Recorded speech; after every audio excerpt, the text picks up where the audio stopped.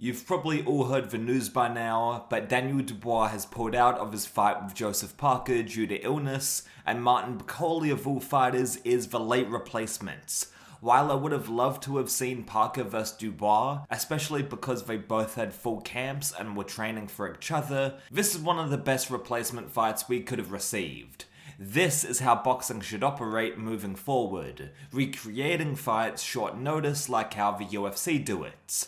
So a lot of people have talked about the Martin Bakole news, but who actually wins the fights? Martin Bakole is a plodding heavyweight who hits like a truck. Unlike Zhang, for example, Bakole keeps on coming with high output and has knocked out real prospects like Jared Anderson. He isn't afraid to let his hands go, and we very well could see Parker hit the deck a couple times. Bakole is legit, and apparently beat Parker in sparring.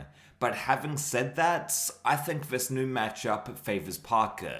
The latter is going to come in way quicker, he's defensively responsible, and his hands are always in the right place to take the sting out of his opponent's shots. Parker is a great all-around boxer, and we've got to keep in mind that he was training for Dubois, a super strong and athletic power puncher, and you've got to assume that part of Parker's game plan was outboxing him on the back foot and banking rounds in the second half of the fight. Against Martin Bakole, who hasn't had a full camp and will no doubt gas in the later rounds, you'd think that Parker could pull this off easier, and this becomes a winnable fight for Parker.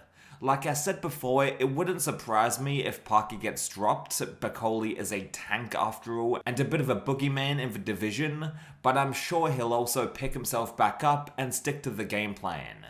So I've got Parker winning a decision, but that being said, Bakole is not old like Zhang and is willing to trade with you all night. If his power carries into the later rounds and doesn't gas, this could end up being a very, very close match.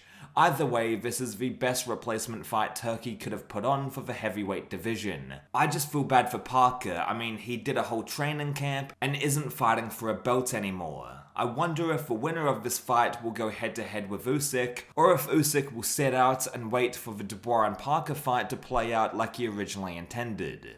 Let me know your thoughts and I'll catch you down the road. Bit of a shorter video today. Had work today, fell asleep, and now I have work again in about 4 hours, so I really need to get to bed.